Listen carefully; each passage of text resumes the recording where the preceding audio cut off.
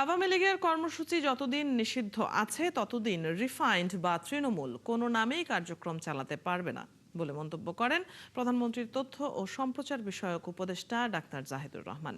সেই সাথে আদালতের নিষেধাজ্ঞা থাকায় শেখ হাসিনার বক্তব্য প্রচারে প্রয়োজনে সংবাদ মাধ্যমকে সতর্ক করা হবে বলে জানান তিনি। শারমিন নীরার প্রতিবেদন। আশা করতে চাই, আমি বিশ্বাস করি সম্প্রতি আন্তর্জাতিক সংবাদ মাধ্যমে ভারতে অবস্থান করা ক্ষমতাচ্যুত প্রধানমন্ত্রী শেখ হাসিনার বক্তব্য প্রচার করে। এসব বক্তব্যের অনুবাদ উপস্থাপন করেছে বাংলাদেশের বেশ কিছু সংবাদ মাধ্যম। তাই আদালতে নিষেধাজ্ঞা থাকায় বক্তব্য প্রচারে কি ব্যবস্থা নেবে সরকার? তার বক্তব্য প্রচার করা যাবে না এরকম আদালতের নিষেধাজ্ঞা আছে এবং আমাদের অনেক মিডিয়া এই কাজটা করছে। তার মানে হচ্ছে তারা আদালতের নিষেধাজ্ঞা নির্দেশনা মানছেন না। আমরা প্রাথমিকভাবে এই আহ্বান জানাই তারা যেন এই কাজটা না করেন। আমরা এটা নিয়ে খুবই কঠোর কোনো অবস্থান নিচ্ছি তা না, কিন্তু এটা আবার স্মরণ করিয়ে দিতে চাই এবং আমি মনে করি যে আমাদের মিডিয়াগুলো আইনের প্রতি শ্রদ্ধাবোধ করবে, শ্রদ্ধা দেখাবেন এবং তারা এই জিনিসটা থেকে বিরত থাকবে। মঙ্গলবার নিয়মিত এই সংবাদ সম্মেলনে স্থানীয় সরকার নির্বাচনে আওয়ামী লীগের অংশ নেওয়া প্রসঙ্গে বলেন, রিফাইন্ড কিংবা তৃণমূল কোনো নামেই দলটি কার্যক্রম চালাতে পারবে না। আওয়ামী লীগের কর্মসূচি যতদিন নিষিদ্ধ আছে ততদিন সে যে নামেই হোক না কেন, রিফাইন্ড হোক বা অন্য কোনো নতুন আওয়ামী লীগ, তৃণমূল আওয়ামী লীগ, যাই বলি না কেন, কিছু কোনো নামেও আওয়ামী লীগ নামে সে কোনো কর্মসূচি পালন করতে পারবে না। এ সময় অন্তর্বর্তী সরকারের সময় সেবা খাতে 12,000 কোটি টাকার বেশি দুর্নীতির বিষয়ে জবাব দেন তথ্য উপদেষ্টা। বলেন, আওয়ামী লীগ, অন্তর্বর্তী সরকার কিংবা বর্তমান ক্ষমতাসীন বিএনপির কেউ দুর্নীতি করলে ছাড় দেওয়া হবে না। এটা সরকার খতিয়ে দেখছে এবং সেটা কেন হচ্ছে, কারণ এটা নিয়ে কিছু কিছু ক্ষেত্রে ভুল বার্তা যাবার সম্ভাবনা আছে গ্লোবালি। এই ব্যাপারে আমরা সচেতন আছি, আমরা এটা নিয়ে ব্যবস্থা নিতে যাচ্ছি এবং আমি ব্যক্তিগতভাবেও এইটার ব্যাপারে মাননীয় স্বরাষ্ট্রমন্ত্রীর দৃষ্টি আকর্ষণ করেছি। এক প্রশ্নের জবাবে তথ্য উপদেষ্টা জানান, যে কোনো মূল্যে তিস্তা মহাপরিকল্পনা বাস্তবায়ন, গঙ্গার পানি বন্টন চুক্তি চায় বিএনপি সরকার। এই সরকার তিস্তার পানির ন্যায্য হিস্সা চায়। শারমিন নীরা, ৭১, ঢাকা। জুলাই গণঅভ্যুত্থানের সময় মানবতা বিরোধী অপরাধের মামলায় হাসানুল হক ইনুর বিরুদ্ধে মামলার রায় আজ। এই মামলার একমাত্র আসামি ইনুর বিরুদ্ধে ৮টি অভিযোগ আনা হয়েছে। ৮টির মধ্যে অন্যতম অভিযোগ হচ্ছে জুলাই গণঅভ্যুত্থানের সময় কুষ্টিয়ায় ৬ জনকে হত্যা করার নির্দেশ সহ আন্দোলনকারীদের ওপর হামলায় উস্কানি দেওয়া। বিচারপতি নজরুল ইসলাম চৌধুরীর নেতৃত্বাধীন আন্তর্জাতিক অপরাধ ট্রাইব্যুনাল ২-এ মামলার রায় ঘোষণা করা হবে। হাসানুল হক ইনুর এই মামলার তদন্ত শুরু হয়েছিল ২০২৫ সালের ২৫শে মার্চ। আর তদন্ত প্রতিবেদন দাখিল হয় একই বছরের ১১ সেপ্টেম্বর।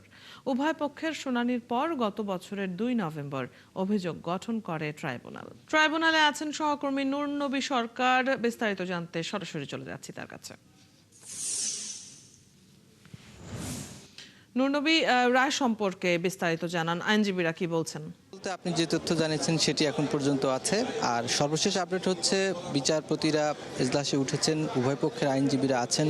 আসামি হাসানুল হক ইনুকে আদালতে তোলা হয়েছে, তার উপস্থিতিতে বিচার হচ্ছে। একটি উল্লেখযোগ্য বিষয় হচ্ছে, এতদিন জুলাই অভ্যুত্থানের হত্যাকাণ্ডের সময় মানবতা বিরোধী অপরাধের যে মামলাগুলো হয়েছিল, রাজনীতিকদের মধ্যে হাসানুল হক ইনুই একমাত্র ব্যক্তি যিনি গ্রেপ্তার আছেন। তার রায়টি প্রদান করা হচ্ছে। এর আগে যাদের বিরুদ্ধে রায় প্রদান করা হয়েছে, সাবেক প্রধানমন্ত্রী শেখ হাসিনা, সাবেক তার মন্ত্রী পরিষদের সদস্যরা প্রত্যেকেই কিন্তু পলাতক ছিলেন এবং তাদেরকে রাষ্ট্রপক্ষের আইনজীবী নিযুক্ত করে তাদের বিরুদ্ধে বিচার কাজ শেষ করা হয়েছে। তো হাসানুল হক ইনু আজকে ব্যতিক্রম যে তার বিরুদ্ধে প্রথম কোনো রাজনীতিক যিনি গ্রেপ্তার আছেন তার বিরুদ্ধে রায় প্রদান করা হচ্ছে। তো ট্রাইব্যুনাল ২-এ এই রায় প্রদান কার্যক্রম চলছে আমার পাশেই। সেখানে আশেপাশে তো এমনিতে নিরাপত্তা ব্যবস্থা বেশি থাকে, আজকে একটু বেশি স্থাপন করা হয়েছে। আর তার বিরুদ্ধে যে অপরাধগুলো আনা হয়েছে, তিনি যদিও সরকারিভাবে কোনো পদে ছিলেন না, কিন্তু যে সরকারটি ক্ষমতায় ছিল সেটি জোট সরকারও ঠিক ওইভাবে ছিল না। কিন্তু হাসানুল হক ইনু ১৪ দলের একজন নেতা, জাসদ সভাপতি। তিনি শেখ হাসিনার রেজিম যে ছিল তখন তিনি তথ্য মন্ত্রণালয়ের দায়িত্ব পালন করেছিলেন। নূর নবী, আপনি যেমনটি বলছিলেন যে রায় পড়া চলছে, আপনি আছেন সেখানে, আপনার কাছ থেকে তথ্যগুলো তো জানছিলাম। পাশাপাশি আমরা বিটিভির সৌজন্যে সেই রায় পড়ার কিছু অংশ দেখেও নিতে পারবো। আমরা সরাসরি চলে যেতে চাই সেখানে। Strategies to neutralize the opposition activities. আর বলে এরপর আমি যে বিভিন্ন সাবহেড দিয়েছি এখান থেকে ২-একটা করে লাইন পড়েছি। The evidence of knowledge of the ongoing state operation. এটাতে ওনার একটা শব্দ আছে, on the most striking features of the conversation is the acute detail awareness of the development occurring throughout the country. He demonstrate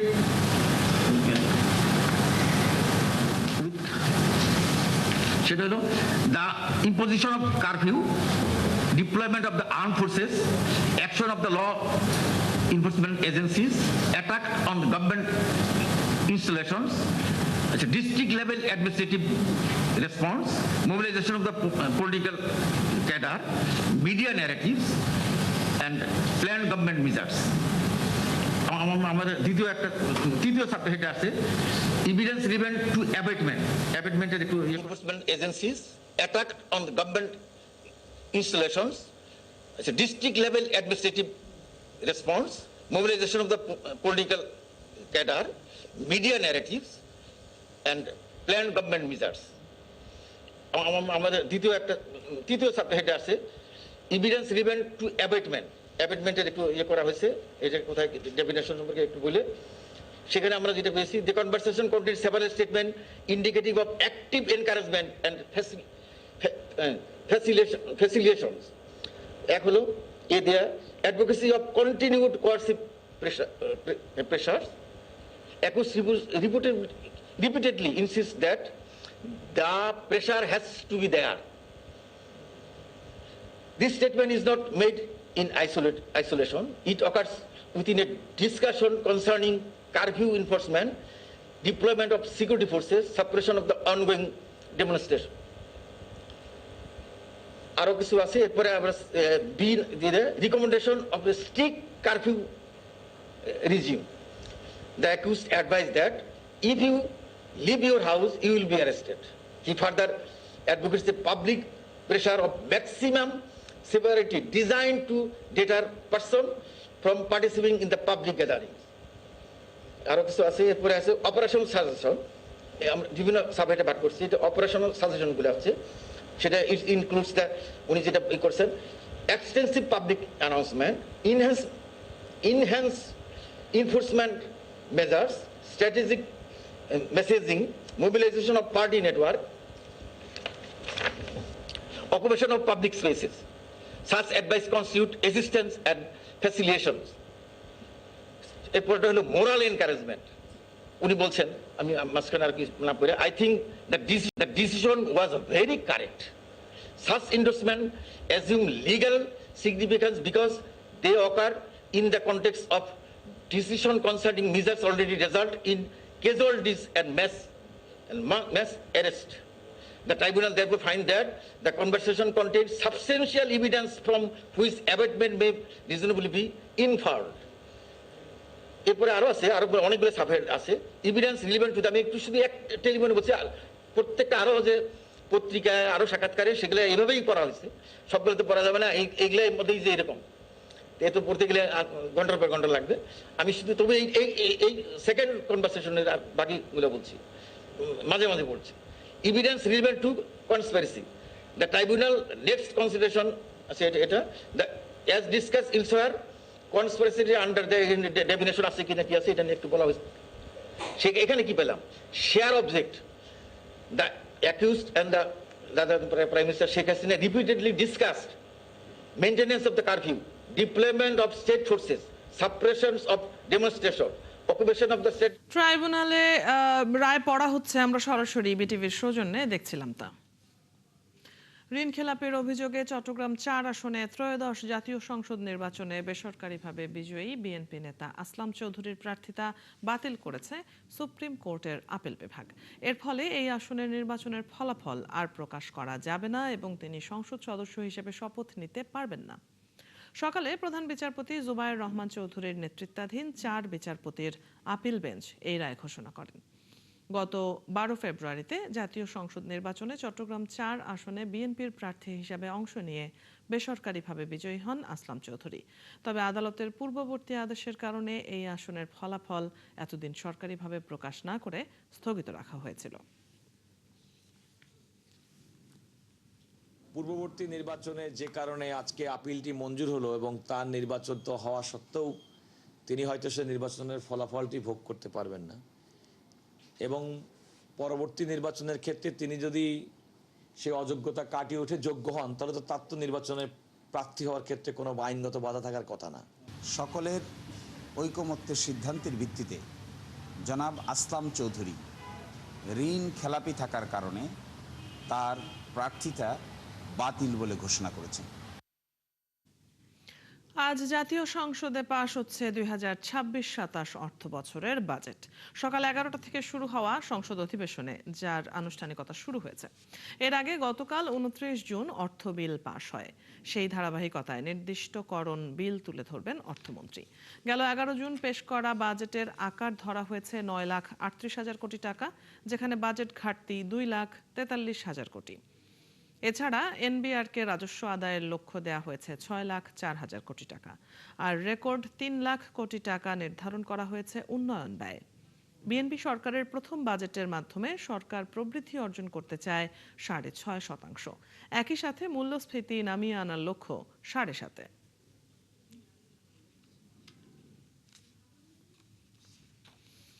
এবছর জুলাই থেকে মাদ্রাসা শিক্ষকদের বেতন নিয়মিত হবে এবং সেই সাথে বকেয়া বেতনও পরিশোধ করা হবে বলে জানিয়েছেন শিক্ষামন্ত্রী আ.ন.ম এহসানুল হক মিলন।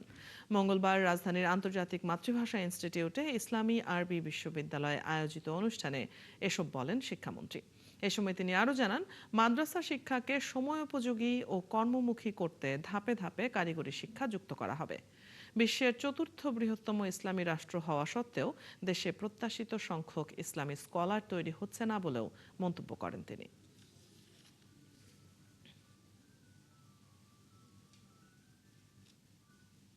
এনিওয়ে প্রবলেম বলেছে ওনাদের বেতন নাই, এফতে আমরা মিড ডে মিল দিচ্ছি না, বই দিচ্ছি, এফতে দিচ্ছি না, এবং সেই সাথে বললেন মাদ্রাসাগুলোতে ফান্ডের অভাব রয়েছে।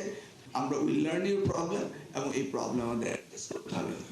সেপ্টেম্বর অথবা অক্টোবর থেকে স্থানীয় সরকার নির্বাচন শুরু করতে চায় নির্বাচন কমিশন। কমিশনের সচিব একাত্তরকে জানান, এই সময়কে মাথায় রেখেই প্রস্তুতি নিচ্ছেন তারা। 31 জুলাই পর্যন্ত যারা ভোটার তালিকায় অন্তর্ভুক্ত হবে তাদের সুযোগ থাকবে ভোট দেওয়ার। ইসি বলছে, নির্দলীয় নির্বাচনে প্রার্থী হওয়ার যোগ্যতা ও শর্ত পূরণ করলে যে কেউ প্রতিদ্বন্দ্বিতা করতে পারবেন। ফলে কার্যক্রম নিষিদ্ধ আওয়ামী লীগের অনেকেরই ভোটে অংশ নিতে কোনো বাধা থাকলো না।